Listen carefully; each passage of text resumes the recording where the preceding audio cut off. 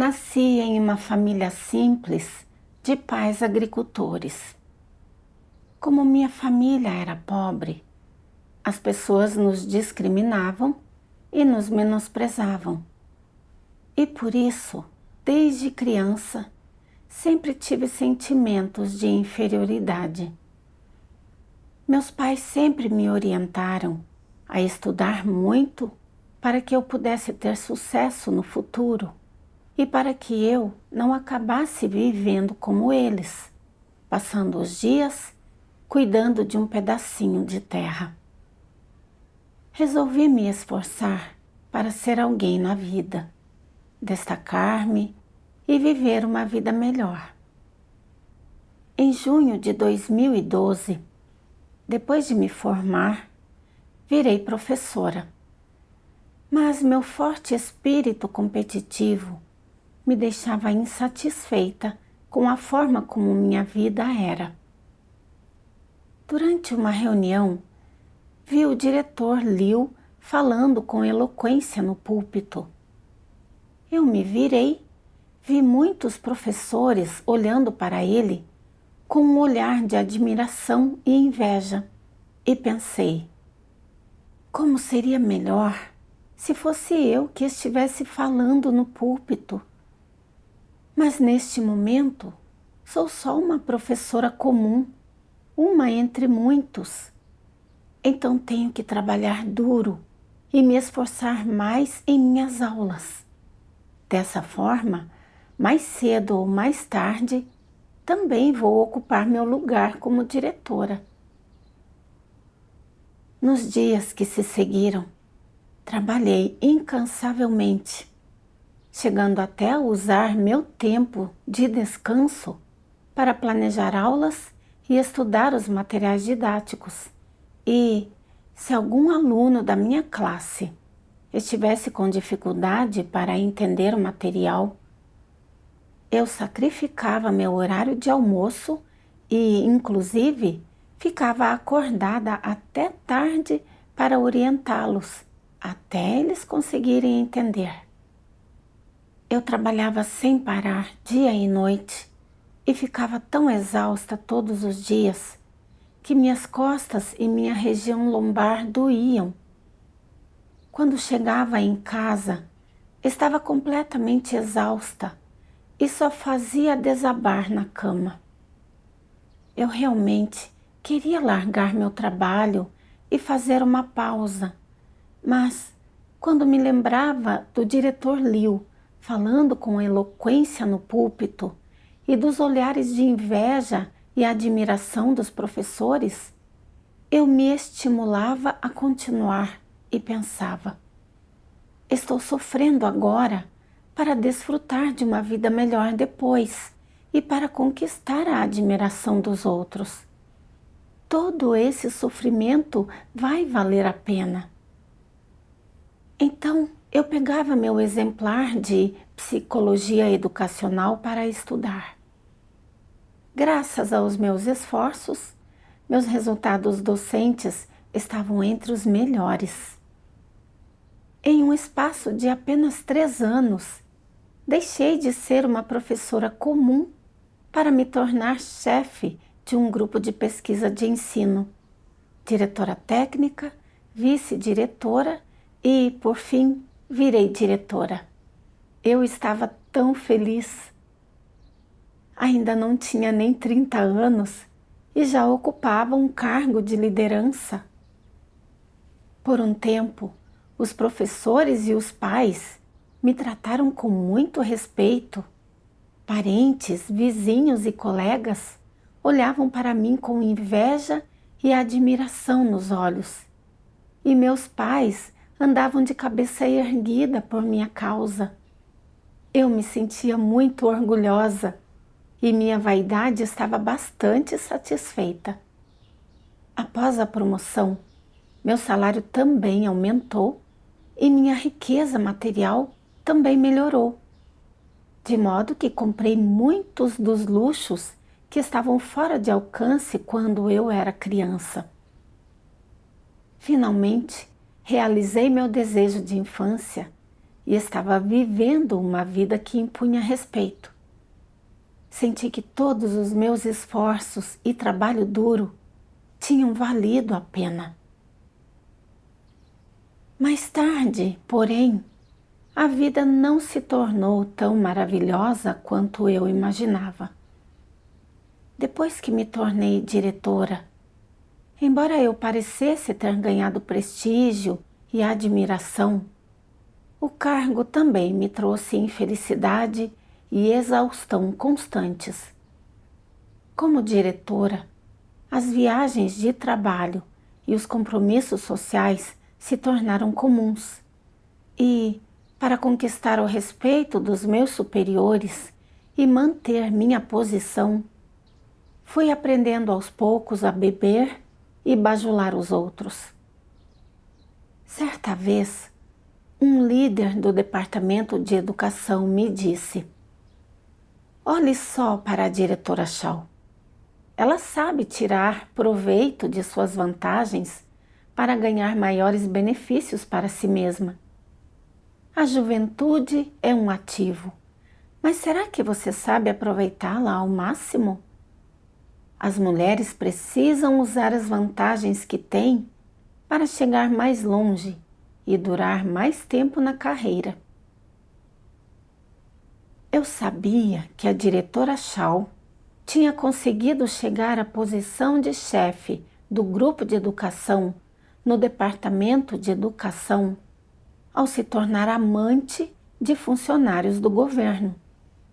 Seus métodos me enojavam.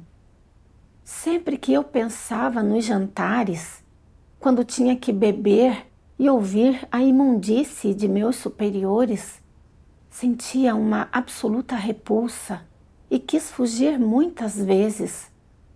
Mas, em nome de minha posição como diretora, a única coisa que eu podia fazer era obedecer.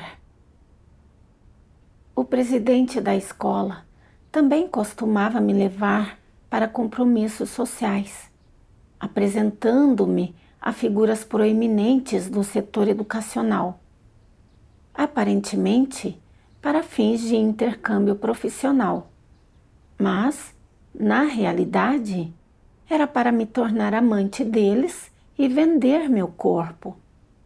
Eu me sentia totalmente enojada. Toda vez que entravam em contato comigo, eu os despistava. Mas, como eu não vinha anuindo com o que eles queriam, o presidente estava extremamente insatisfeito comigo e, às vezes, me atacava no trabalho. Mesmo que meus relatórios de trabalho fossem muito bem feitos e meus planos de negócios fossem bem estruturados, eles sempre procuravam falhas, o que me deixava sem palavras. Certa vez, vi por acaso que o celular do meu superior estava cheio de fotos minhas. Uma sensação indescritível de medo de repente me invadiu e pensei: será que vou ser a próxima vítima deles? Eu estava apavorada. Sentia-me extremamente cansada todos os dias, exausta de todos os compromissos sociais e viagens de trabalho, e estava sempre nervosa, preocupada com a possibilidade de meu superior se aproveitar de mim. Era como se eu estivesse andando na corda bamba todos os dias e eu me sentia no limite.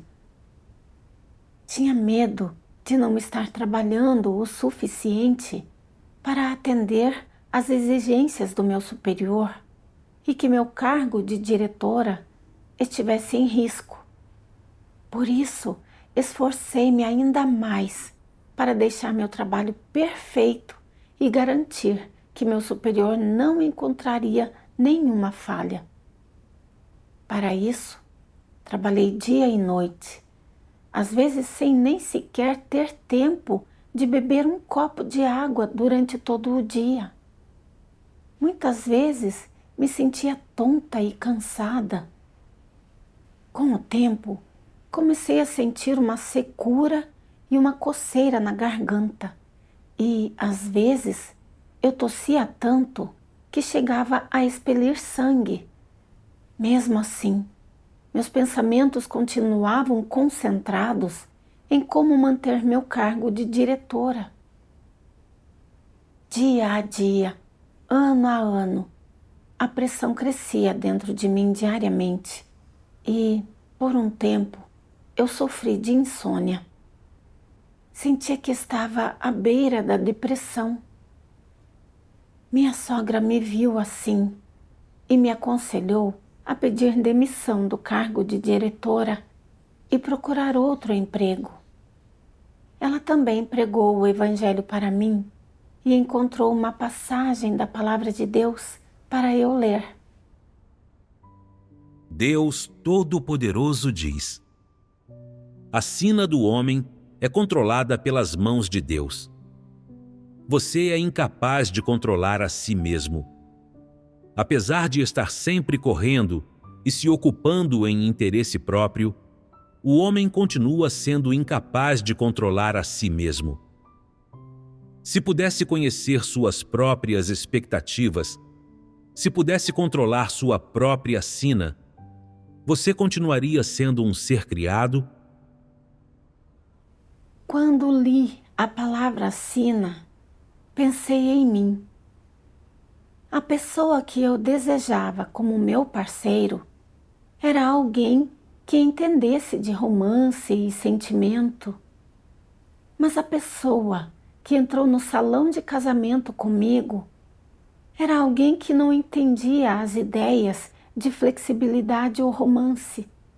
Alguém que não tinha imaginação e criatividade. Desde a infância, eu sempre quis ganhar a admiração dos outros por meio dos meus esforços, acreditando que isso traria felicidade.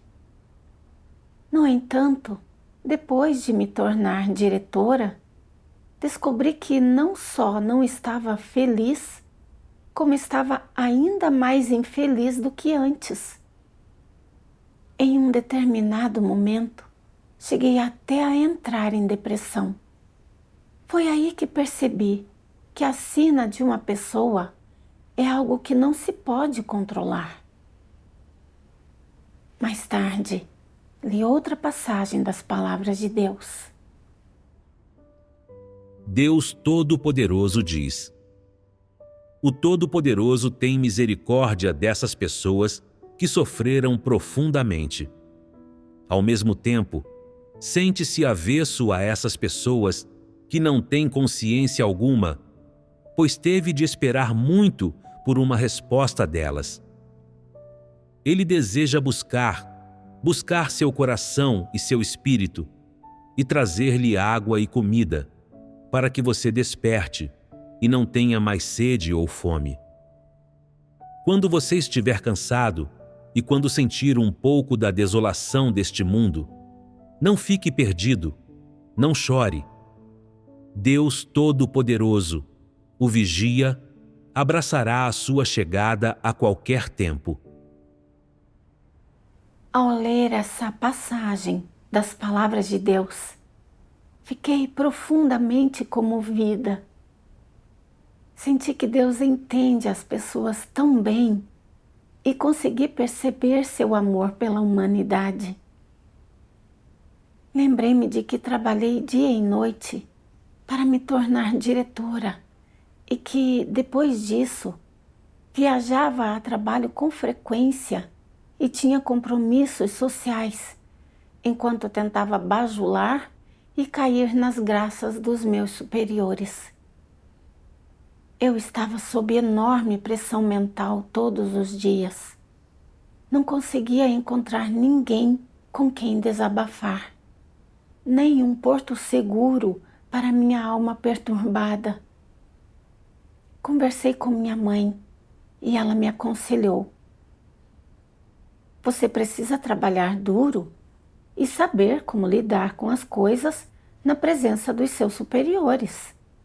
Se você perder seu emprego, os vizinhos vão nos menosprezar.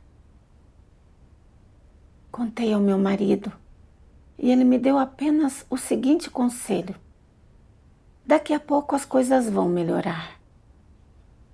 Mas, com o passar do tempo, eu me vi à beira de um colapso. Quem poderia entender meus sentimentos?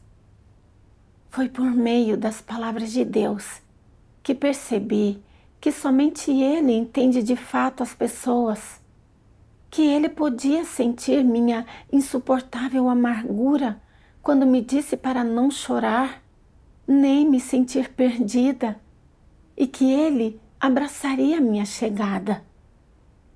Senti que somente Deus realmente conhecia meu coração e que eu poderia compartilhar tudo com Ele, e minha alma encontrou grande conforto. Eu queria investigar a obra de Deus dos últimos dias, mas quando pensei em como estava ocupada com o trabalho, fiquei imaginando quando teria tempo. Então, tentei orar a Deus e expressar meus pensamentos a Ele. Ó Deus, não quero viver uma vida assim. É totalmente exaustiva. Por favor, abre uma senda para mim. Nesse momento, minha irmã mais velha ligou-me pedindo para trabalhar em um jardim de infância. Era o único jardim de infância público em todo o condado, e a escola tinha as melhores instalações educacionais e condições de ensino da região. Embora quisesse ir, eu havia feito muitos sacrifícios para obter o cargo de diretora e por isso achava que seria difícil abrir mão de tudo isso naquele momento. Mas, quando pensei nas ações aberrantes de meu superior em relação a mim, fiquei enojada.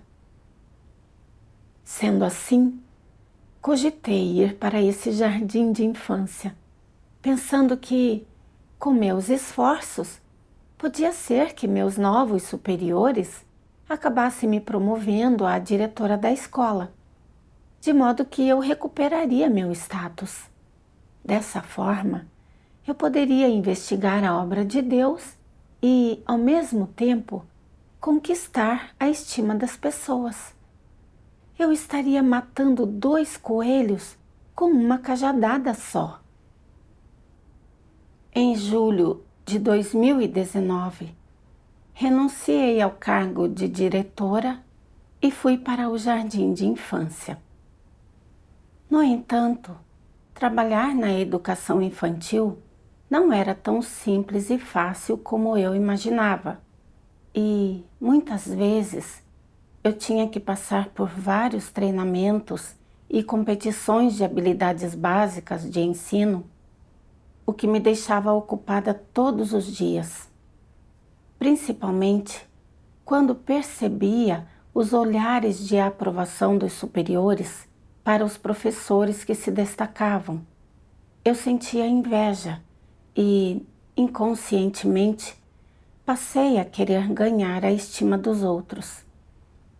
Comecei a estudar piano, a praticar dança e a organizar vários programas obsessivamente, o que não me deixava nenhum tempo livre. E minha intenção de buscar a obra de Deus dos últimos dias foi deixada de lado por conta da minha agenda de trabalho frenética. Mais tarde, com muito trabalho, logo me estabeleci no jardim de infância e meus superiores me valorizavam bastante. Mas ser altamente considerada também me trazia angústia. Às vezes, meus superiores me pediam para escrever para eles alguns discursos para debates e roteiros de apresentação. Mas, como durante o dia eu tinha que dar aulas para meus alunos, era preciso fazer horas extras à noite para finalizar os rascunhos. Eu estava realmente com o tempo apertado todos os dias. Também via os colegas ao meu redor sorrindo, mas escondendo punhais pelas costas, enquanto competiam ferozmente por status. Presa nessa situação, eu me sentia como se tivesse voltado à minha vida anterior. Meu corpo permanecia em um estado de fadiga constante e estava sob muita pressão. E parecia que minha cabeça estava prestes a explodir todos os dias. Eu também sentia dores agudas nos seios, como se estivesse sendo espetada por agulhas.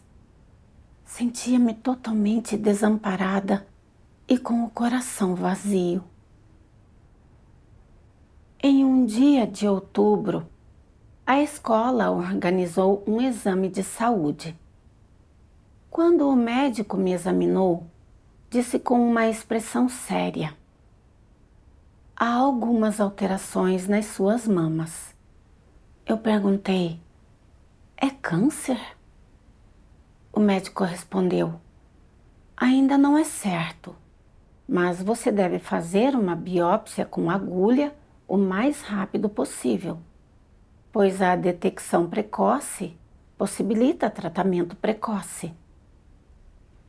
Senti como se o mundo tivesse escurecido e me perguntei: será que é câncer mesmo? Um sentimento inexplicável de impotência tomou conta de mim e eu caí no chão. Depois, fui ao hospital da província para ter um diagnóstico. O médico disse que era hiperplasia da mama, cistos e nódulos múltiplos. Fui orientada a fazer um acompanhamento regular e exames de controle a cada 3 a 6 meses. Mas disseram que, se os nódulos crescessem, eu provavelmente precisaria de cirurgia. O laudo mostrou que, naquele momento, os nódulos estavam no estágio 3. O médico falou que, se evoluíssem para o estágio 4, haveria possibilidade de se tornar um câncer. Quanto mais eu pensava nisso, mais assustada ficava. Eu simplesmente não conseguia entender como alguém como eu, que mal tinha 30 anos, poderia ter uma doença tão grave. Senti como se o céu estivesse prestes a desabar. Meu corpo parecia pesar enquanto me arrastei para casa. Fechei a porta e me deitei na cama. As lágrimas escorriam pelo meu rosto e fiquei me perguntando: por que tenho me esforçado tanto nesses últimos anos? Será que realmente sacrifiquei minha saúde só para ganhar a admiração dos outros? O que essa admiração me trouxe de fato? Por que ainda estou vivendo com tanta dor, mesmo tendo a admiração das pessoas?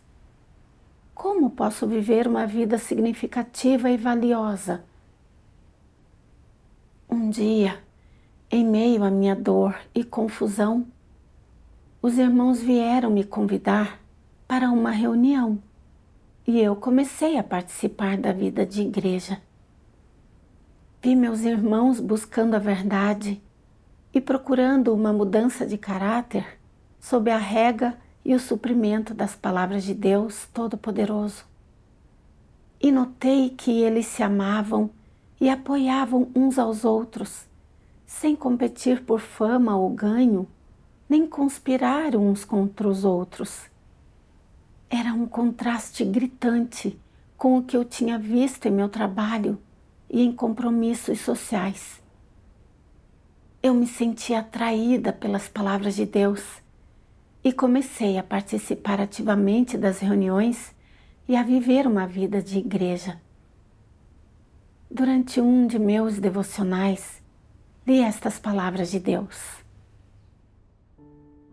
Deus Todo-Poderoso diz: na verdade, não importa quão elevados sejam os ideais do homem, não importa quão realistas sejam seus desejos ou quão apropriados possam ser, tudo que o homem deseja alcançar, tudo que o homem busca, está inextricavelmente ligado a duas palavras. Essas duas palavras são de vital importância para a vida de cada pessoa, e elas são coisas que Satanás pretende incutir no homem. Quais são essas duas palavras? São fama e ganho. Satanás usa um tipo de método muito brando, um método muito mais de acordo com as noções das pessoas, que de forma alguma é radical, através do qual ele faz com que as pessoas aceitem inadvertidamente o modo de vida de Satanás, suas regras para viver e para estabelecer metas de vida e seu rumo na vida, e, sem saber, elas também chegam a ter ambições na vida. Não importa o quanto essas ambições de vida possam parecer grandiosas, elas estão inextricavelmente ligadas à fama e ganho. Tudo que qualquer pessoa importante ou famosa, todas as pessoas, na verdade, segue na vida, tem relação unicamente com essas duas palavras: fama e ganho. As pessoas pensam que, uma vez que tenham fama e ganho, elas poderão tirar proveito dessas coisas para desfrutar de alto status e grande riqueza e aproveitar a vida.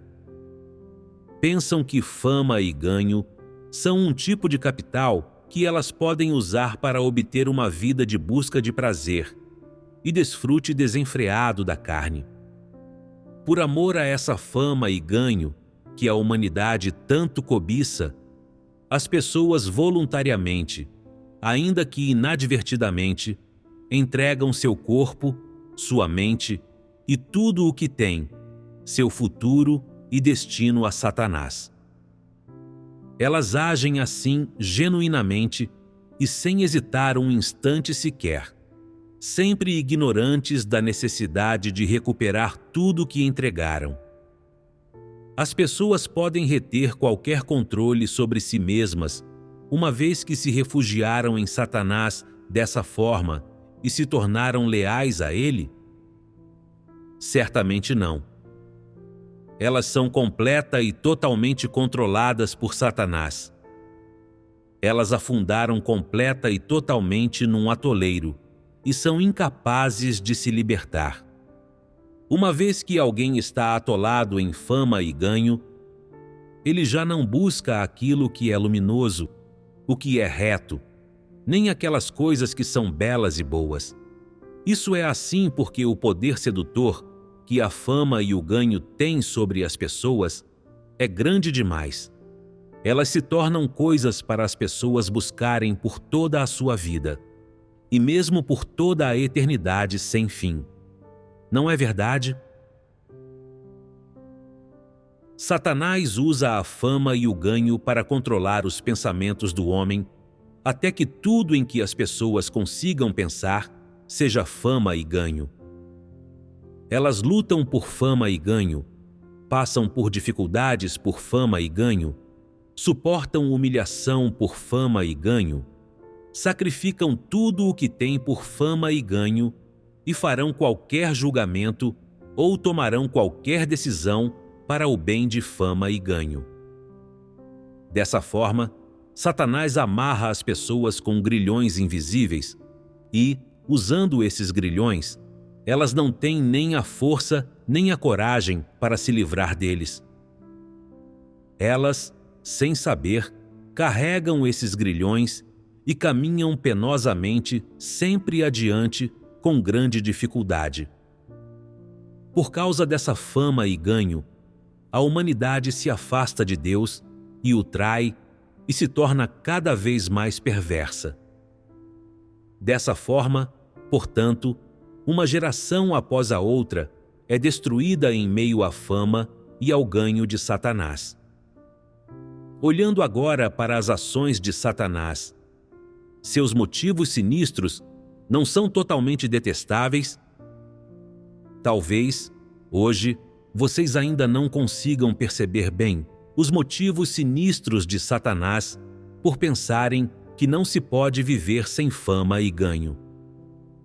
Vocês pensam que, se as pessoas deixarem para trás a fama e o ganho, elas não serão mais capazes de ver o caminho adiante, não serão mais capazes de ver seus objetivos, que seu futuro se tornará escuro, turvo e sombrio. Lentamente, porém, todos vocês reconhecerão um dia que fama e ganho são grilhões imensos que Satanás usa para amarrar o homem.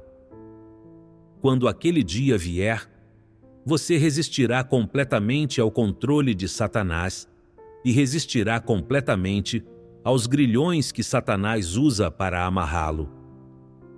Quando chegar a hora em que você desejar livrar-se de todas as coisas que Satanás tem incutido em você, você fará uma ruptura clara com Satanás e você detestará verdadeiramente tudo que Satanás trouxe para você. Só então a humanidade terá amor e anseio verdadeiro por Deus. Pela exposição das palavras de Deus, percebi as intenções maliciosas de Satanás, que faz uso da fama e do ganho como isca para atrair as pessoas passo a passo para o vórtice da busca por fama e ganho. E, à medida que as pessoas sofrem e lutam por isso, vão se tornando malignas, enganosas e escorregadias, perdendo a semelhança com uma pessoa normal e, por fim, caindo no abismo da depravação. Refleti sobre mim mesma e percebi que, desde jovem, fui doutrinada com ideias como: distinga-se dos demais, honre seus antepassados, e outros venenos satânicos como: o homem luta para subir, a água flui para baixo. Eu acreditava que deveríamos buscar a fama e o ganho enquanto estamos vivos e que somente alcançando status e nos destacando é que poderíamos viver uma vida valiosa e digna. Eu tratava esses venenos satânicos como ditos perspicazes e os considerava meus objetivos de vida. Quando vi o diretor Liu falando com eloquência no púlpito, para a admiração dos outros, achei isso impressionante e quis me tornar alguém como ele. Para atingir esse objetivo, trabalhei do amanhecer ao anoitecer, estudando os materiais didáticos dia e noite, e sacrificava meu tempo de descanso para orientar os alunos. Mesmo que meu corpo estivesse exausto e eu quisesse descansar, a ideia de obter o cargo de diretora e alcançar fama e ganho me fazia seguir em frente, então eu cerrava os dentes e perseverava. Por fim, com meu trabalho árduo, obtive o cargo de diretora e experimentei a satisfação de ser admirada pelos outros. Mas, aos poucos, passei a viver de uma forma que não tinha nenhuma semelhança humana. Para manter meu cargo de diretora, eu me submetia às opiniões dos meus superiores, bajulando-os, adulando-os e me tornando cada vez mais escorregadia e enganosa. Mais tarde, quando entrei no jardim de infância, vi que os colegas que se destacavam mais do que eu recebiam a admiração dos superiores, então voltei a sentir inveja. Comecei a praticar desesperadamente o piano, a dança e a cítara, e sempre me dediquei muito à pesquisa sobre cada aula aberta e aula de alta qualidade, querendo me sobressair na multidão e ganhar a admiração das pessoas ao meu redor. Mourejei dia e noite em busca de fama e ganho, perdendo de vista as exigências básicas do comportamento humano. Já que me conformei com os princípios de sobrevivência de Satanás e me tornei escorregadia e enganosa. A fama, o ganho e o status me cegaram completamente, pois essas coisas passaram a controlar meus pensamentos para que eu ficasse feliz ao pagar um preço por elas. Eu via a fama, o ganho e o status como mais importantes do que qualquer outra coisa. E, embora soubesse da obra de Deus dos últimos dias, não procurava investigar. Eu era realmente ignorante e tola. Pensei em meu irmão caçula, que se candidatou a diretor de uma escola de ensino médio. E em quantas noites sem dormir ele passou preparando seu discurso para a eleição. Ele passava os dias quebrando a cabeça para planejar os presentes que daria aos seus superiores e, durante jantares e compromissos sociais, vivia tentando encontrar novas formas de lisonjeá-los. Quando viu que vários dos outros candidatos vinham dando presentes que valiam centenas de milhares de yuans aos superiores, ele se sentiu totalmente desamparado, pois temia que os dele não impressionassem os superiores e que ele perdesse a chance de conseguir o cargo de diretor, o que o fazia viver num estado de dor e desamparo. Também pensei em meu superior hierárquico, que, devido aos frequentes jantares e à bebida, desenvolveu diabetes grave mais tarde.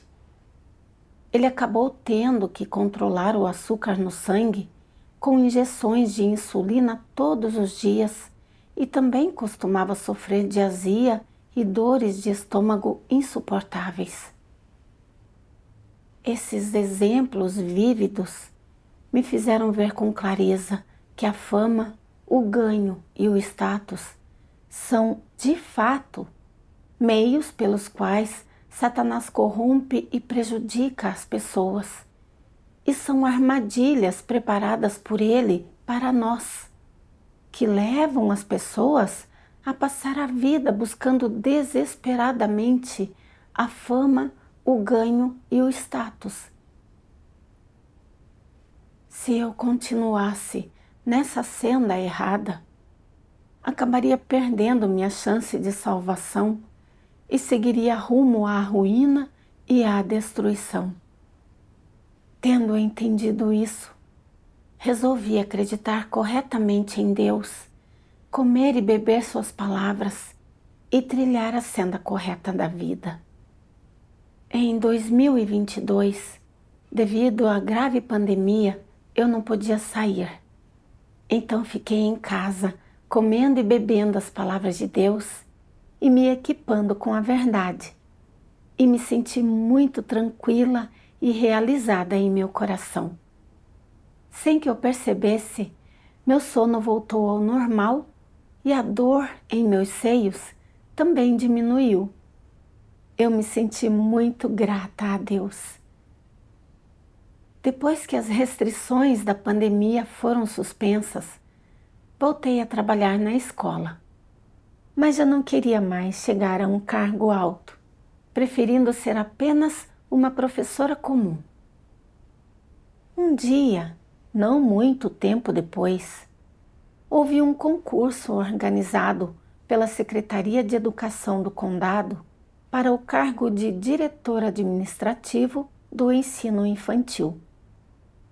Meu superior me disse com tranquilidade: daqui a pouco Você vai disputar o cargo. Com sua capacidade de trabalho, essa vaga é sua. Ao ouvir isso, fiquei ansiosa para participar, pensando que, se eu realmente tivesse sucesso no concurso, ganharia a admiração dos outros e desfrutaria de fama e ganho como antes. Por que eu não deveria? Pensei comigo mesma.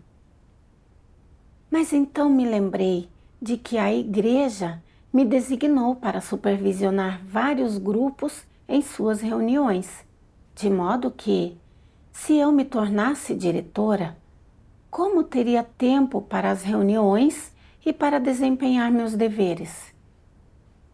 Nesse momento, lembrei-me do que o Senhor Jesus disse: o que aproveita ao homem se ganhar o mundo inteiro e perder sua vida? Ou o que dará o homem em troca da sua vida? Refletindo sobre essa escritura, ganhei algumas percepções.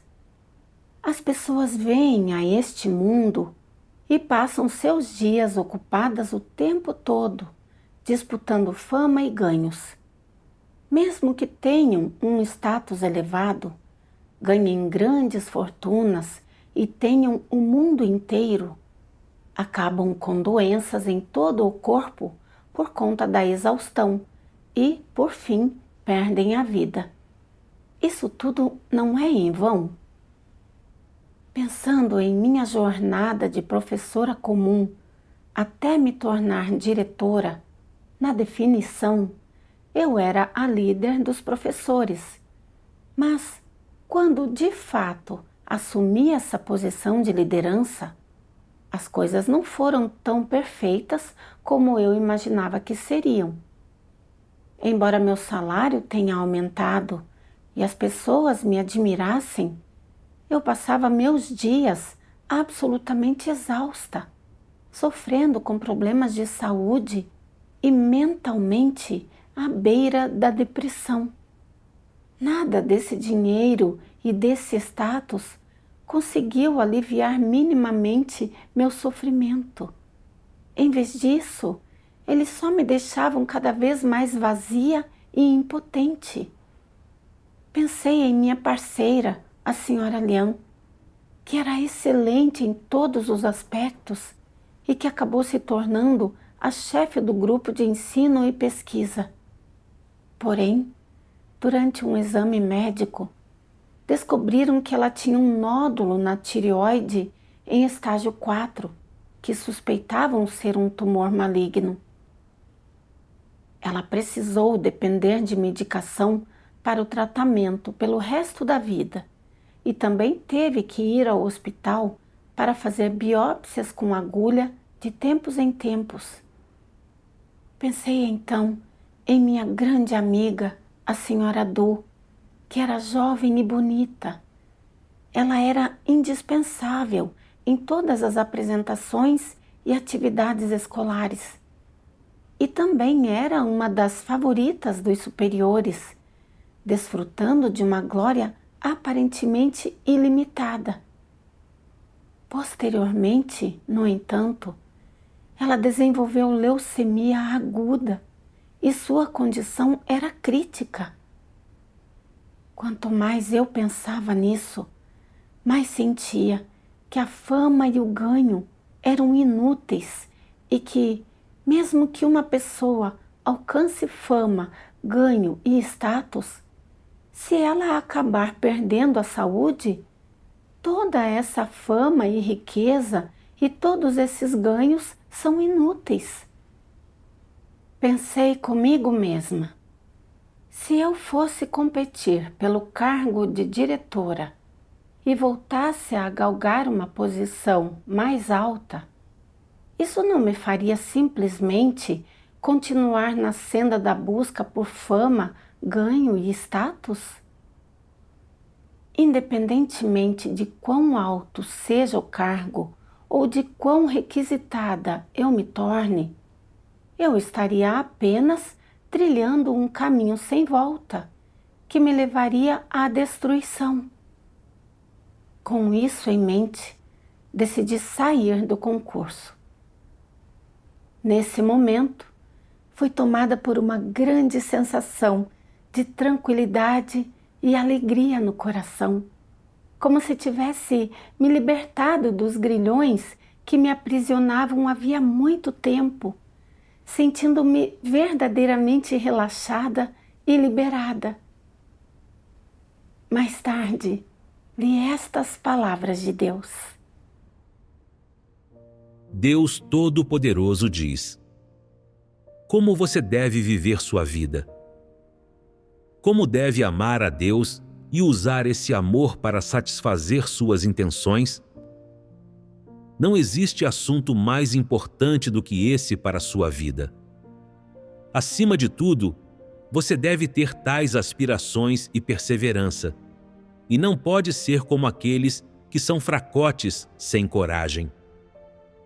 Você deve aprender a experienciar uma vida com sentido e experienciar verdades com sentido, e não deve tratar a si mesmo de modo superficial dessa maneira. Sua vida passará sem que você se dê conta. Depois, você terá outra oportunidade de amar a Deus? O homem pode amar a Deus depois que estiver morto? Você deve ter as mesmas aspirações e a mesma consciência que Pedro. Sua vida deve ter sentido e você não deve brincar consigo mesmo.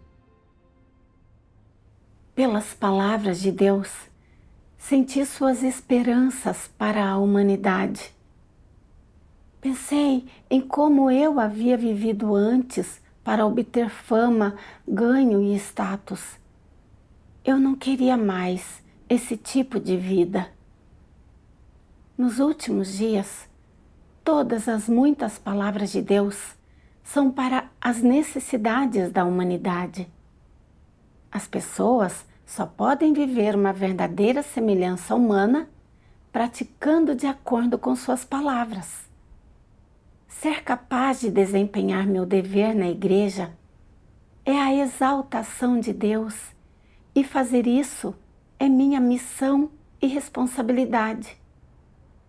Devo desempenhar bem meu dever, de acordo com as exigências de Deus, buscar sinceramente a verdade, viver alguma semelhança humana e ser alguém que ouve a Deus e se submete a Ele. Em março de 2023, fui eleita líder de igreja.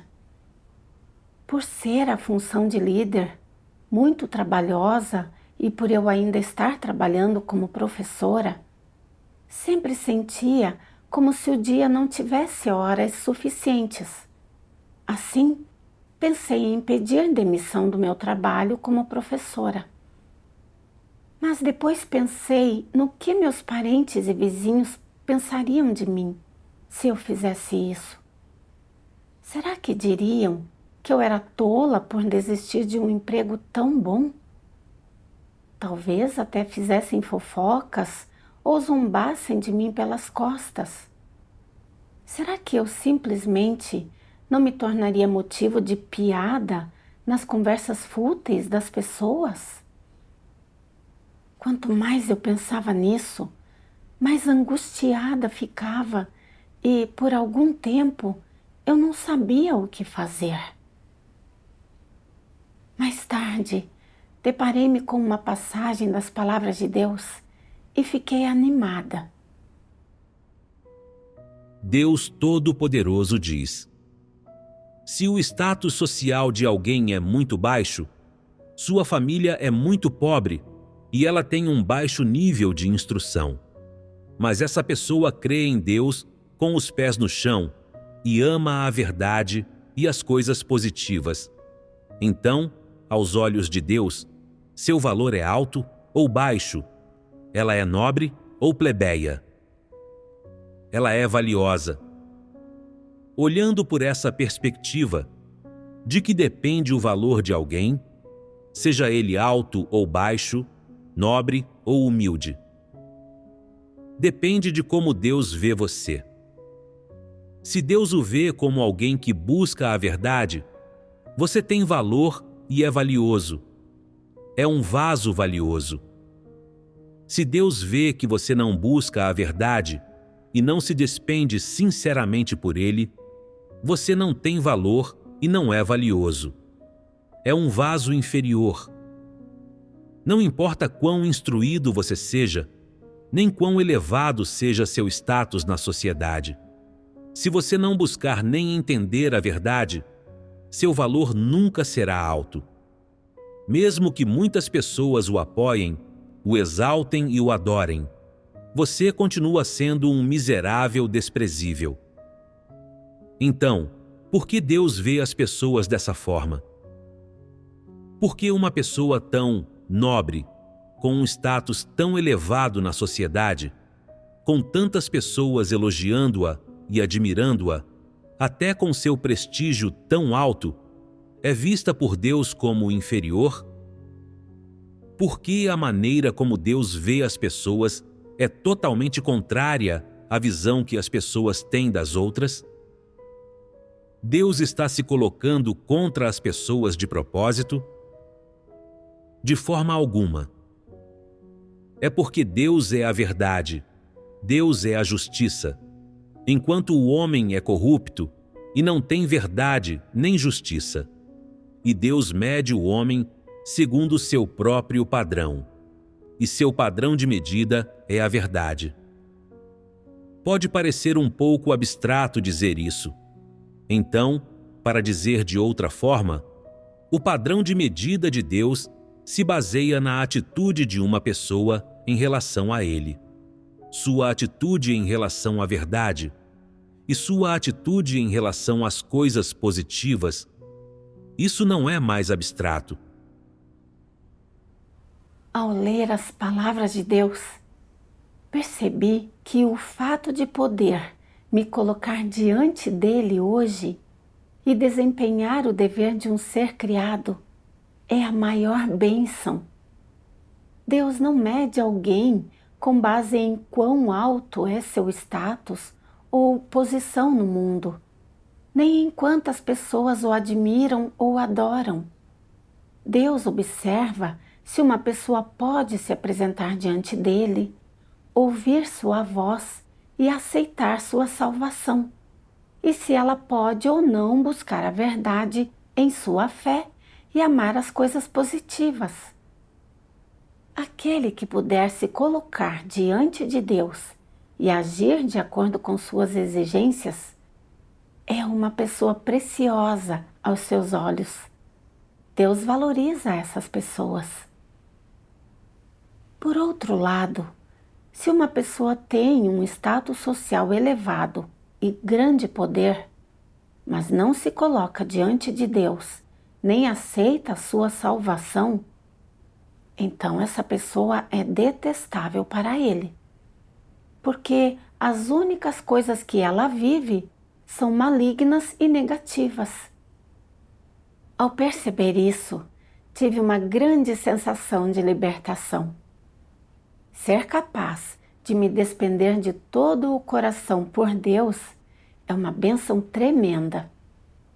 Somente trilhando a senda da busca da verdade na casa de Deus, para poder ver as pessoas e as coisas, conduzir-se e agir com base nas palavras de Deus, é que essa busca pode ser significativa e valiosa.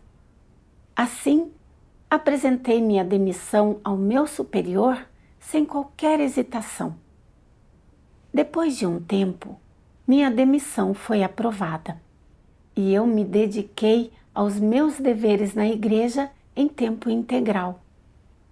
Agradeço a Deus por ter me resgatado das amarras da fama, do ganho e do status e por me ajudar a encontrar a direção certa na vida.